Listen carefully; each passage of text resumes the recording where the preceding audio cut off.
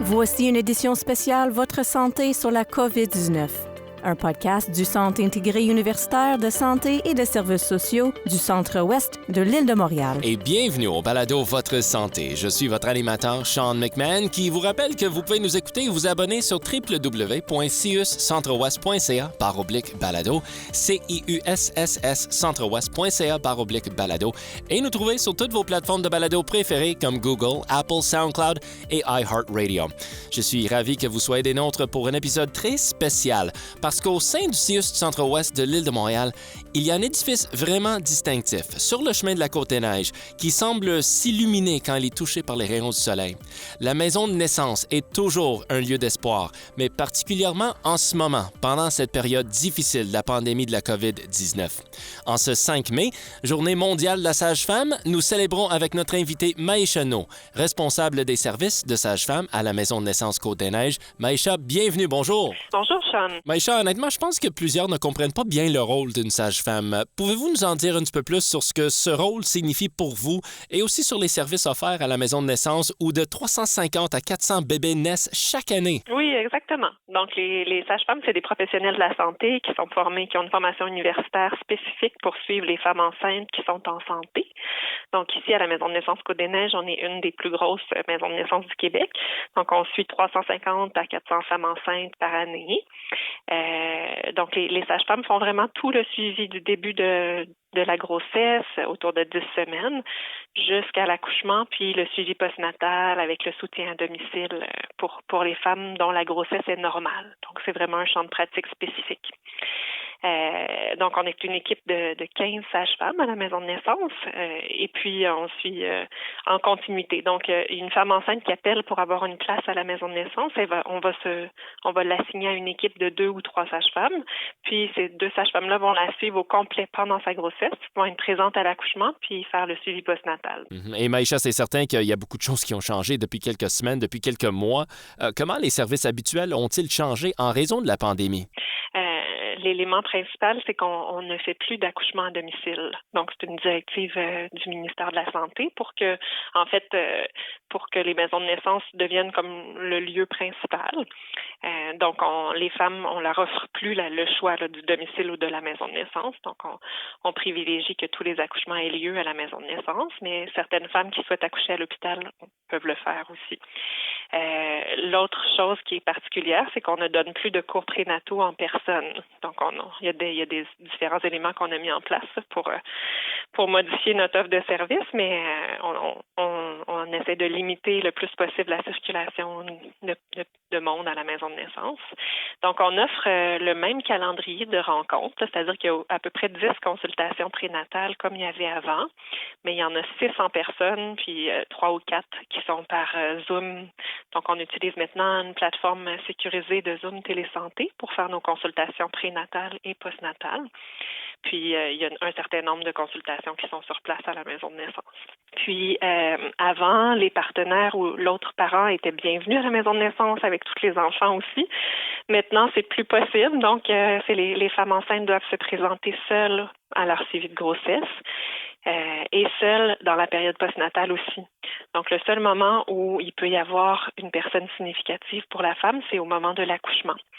Donc, à l'accouchement, la femme peut venir accompagnée de la personne de son choix qui reste dans la chambre pendant tout l'accouchement. Donc, plusieurs modifications et ajustements pour les mamans, mais j'imagine aussi au niveau de la préparation pour les sages-femmes. On se lave les mains de manière obsessive et puis, évidemment, on demande à chacune des femmes qui se présentent à la maison de naissance, on reparle des questions. Donc, même si on leur a demandé les questions par téléphone, on leur redemande de vive voix. On leur demande de se laver les mains aussi à l'arrivée.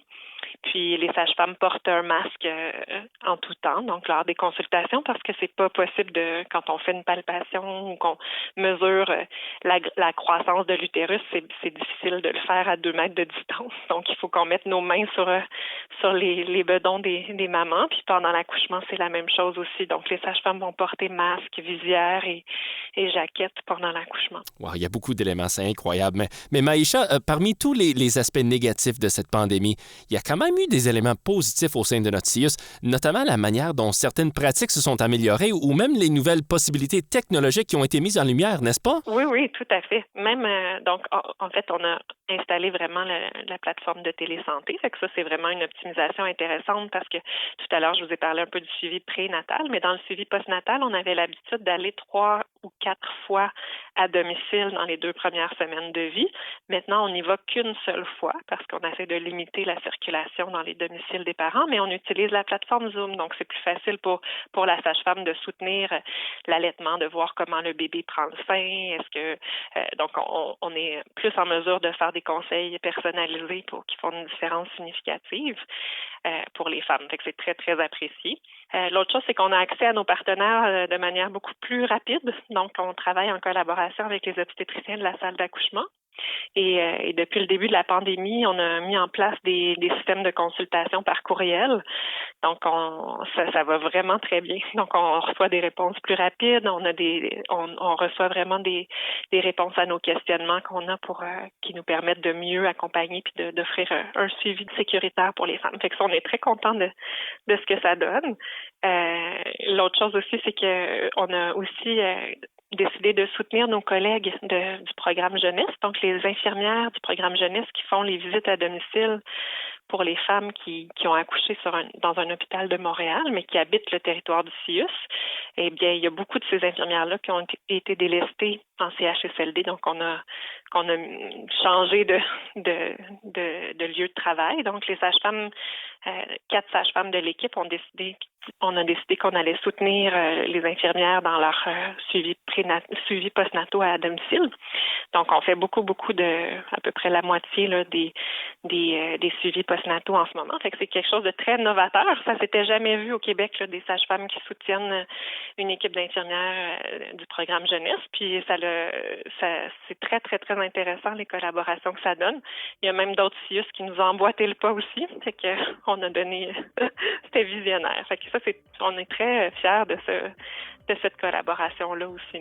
Oui, avec raison. Maïcha No, responsable des services de sage-femme à la Maison de naissance Côte-des-Neiges. Merci beaucoup d'avoir pris le temps. Bonne chance et bravo à toute l'équipe. Merci, Sean. Vous avez écouté une émission spéciale Votre santé sur la COVID-19, un podcast du Centre intégré universitaire de santé et de services sociaux du Centre-Ouest de l'île de Montréal.